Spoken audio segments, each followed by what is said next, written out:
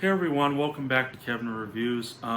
If you click on this the first time, or if you're following, I have Halloween stuff up behind me, for the month of October. Just to keep in mind, if I'm doing a regular film that's not horror or horror Halloween related, then it's just going to be normal lighting as it is. I don't want to necessarily take this stuff down and then have them put them up again, and nor do I want to just for the whole month of October just focus straight on with horror films all the time. I like to kind of keep things uh, you know different, not always keep it the same. Otherwise, I might not like certain films later on. So I try to mix it up every once in a while. So keep that in mind. So anytime there's like normal lighting like this, that's pretty much going to be a normal film. You can ignore the stuff in the background. If it's darker and there's a bit more orange or red light coming off, that's pretty much Halloween horror related for the month of October. So just keep that in mind. So in any case, I did see Daredevil, the 2003's Daredevil. This is written and directed by Mark Steven Johnson, who also directed Ghost Rider and Elektra, and he also wrote for films of Jack Frost and Christopher Robin, and this is all on him as far as I know. And we have the cast including Ben Affleck, Jennifer Gardner, Colin Farrell, Michael Clark Duncan, and Jon Favreau, and everybody who knows Jon Favreau as the director of Iron Man. That kind of kickstarted the MCU. Also, yes, I do have a Daredevil t-shirt on. So I remember the film, the trailers for this, and I thought it was interesting. But I don't know, it did. But when it came out in theaters, it wasn't well received by critics nor audiences. It was just kind of one of those. It did feel like a dud for 20th Century Fox at the time, in terms of the Marvel films. And I remember seeing it on TV, and I remember it being, granted it was on TV, so I didn't like. I didn't think it was terrible, but I didn't think it was good either. So I've seen it a couple times. It was just kind of like one of those popcorn films that you just kind of, turn your brain off and just, enjoy it, or try to enjoy it at least. So it wasn't really thought provoking or as interesting. It just kind of becomes white noise overall. So I rewatched it again, and here's my review of 2003's Daredevil. So the story in Daredevil is Matt Murdock is a lawyer by day. At night, he's a superhero known as Daredevil, who happens to be blind, but due to an accident involving radioactive chemicals that spill into his eyes, that takes away his sight, but also enhances his other senses, and also gives a echolocation or radar-like sense that basically paints a picture of what he's, for his other senses, like sound especially. So he's a superhero because after he lost a loved one, specifically his father, by a man known as the Kingpin. So he kind of searches for the Kingpin, or has his way about taking down crime. So at the same time, he's trying to find who this Kingpin is, and also take on this new assassin named Bullseye, as well. And then of course he has a love interest with Elektra Nachos, played by Jennifer Gardner. But that's basically the story, the idea. So I don't think my opinions have changed on Daredevil. I don't think it's terrible, but it's not good either. It's not in the middle. I wouldn't say it's like even 3 stars even, but I don't think it's that awful of a film. But yeah, it's definitely not a good film. I think for one that for a couple things that did not work. There are too many silly scenes in this. There's like one action scene where it takes place on the playground and just like out of nowhere, and it made no sense. And even when that action scene's done, there's like questioning about how did you like even from some of the, like the character. I think this is specifically Jennifer Garner's character. It's like, how did you do that? And it's like, oh, you had that action scene right there, and now you asked him later afterwards to, how did he do that? It's like you don't question anything. I don't know. It's a bit bizarre why they have these kind of scenes, these silly scenes. And that's another thing. I think in a way this film is trying to emulate what Spider-Man was like. It had silly scenes too, but I think granted Spider-Man had that tone of balancing, lighthearted scenes with, dark and heavy scenes or themes overall.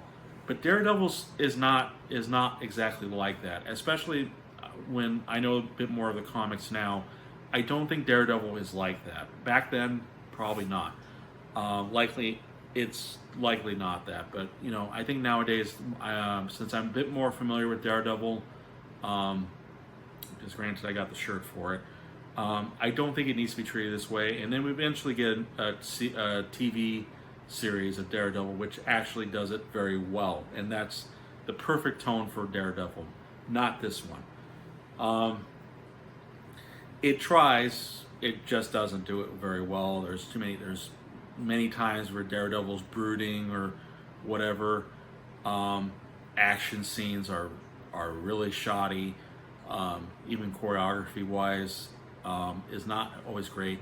The effects are, granted, it was in 2004, but I think even then in 2004, this wouldn't have gone well with many people because it looks so rubbery, cartoonish.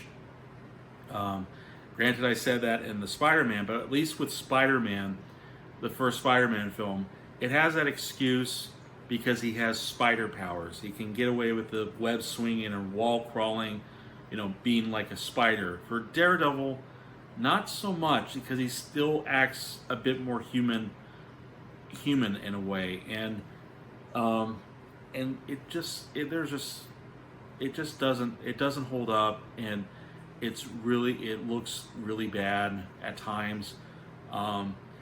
Frankly, it could have cut out some of the effects or scenes, and just focus more on the hand-to-hand fighting. Or overall, there are even action scenes or moments where Daredevil is able to leap from one building to another building, like quite a distance, which again doesn't make sense. I don't think that his powers include superhuman strength or jumping abilities. But then again, I don't know. I mean, and granted, this is based on a comic book, but because you're adapting a comic book to a live action, you have to kind of cut a bit more corners on that. Cut some stuff from that just so that it looks a bit more realistic. And this doesn't try to go as realistic as it sounds. How about the characters, the performance? I think for the most part, Ben Affleck is good as, I think, okay as Daredevil, but granted, maybe that's because he later becomes Batman, and everyone seems to like Batman. But I think I could see him being a good Daredevil. As Matt Murdock, kind of, but I wish there was more time. Maybe he becomes as a lawyer. We see him more as a lawyer. We kind of see him put pieces together involving trying to find who the Kingpin is, like identifying him. That's for me. And granted, the TV series does that a lot better, I think, in my opinion, though I haven't seen it in a long time. Jennifer Garner as Elektra, I think, is also good. She definitely has the look down and kind of the attitude, but she's completely wasted figuratively and literally in the film, because we see some action scenes with her, that she was able to hold her own, but then later when she has to fight Bullseye in the film, she kind of gets killed. And granted, it follows it follows that particular aspect in the comics to a T, but still, you kind of hope there would be more to it. And frankly, it doesn't really go that far. Michael Clark Duncan and Colin Farrell as Kingpin and Bullseye, they don't have enough scenes, but in them to really make him that interesting or deep or complex. But I think and I think because of that, they decide to have fun with their roles. I think they're kind of entertaining. I think Michael Clark Duncan is a good Kingpin if he's given more, especially if he's given more to do. But I think he's an enjoyable Kingpin. I would have loved to have seen a sequel with, if there was a sequel for Daredevil, to Michael Clark Duncan to, really expand on his role as Daredevil.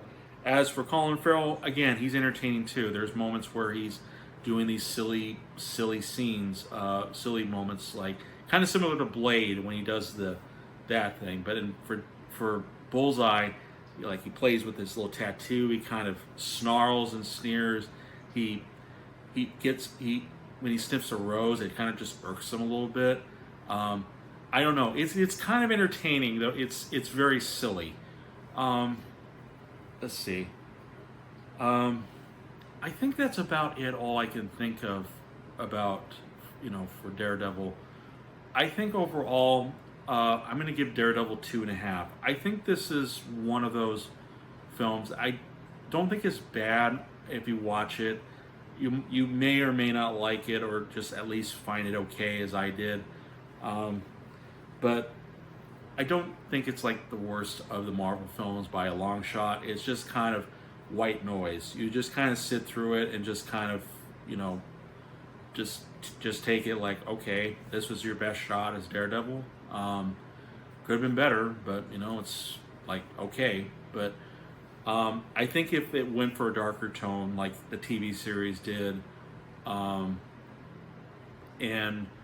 cut a lot of the silly scenes out, the effects better than what Spider-Man 1 did, there could have been something. But as of now, I would only recommend it if you're at most curious about the film, or want to see like Ben Affleck before he became Batman, basically. Otherwise, yeah, 2.5 I think is fair. Like I said, I don't think it's bad, but I don't think it's terrible. It's close to 3 stars, so in the middle. So, but what are your thoughts on Daredevil? Leave it in the comments below. Give a like or dislike if you want. Feel free to subscribe to my channel, and I'll see you guys in the next review. Bye.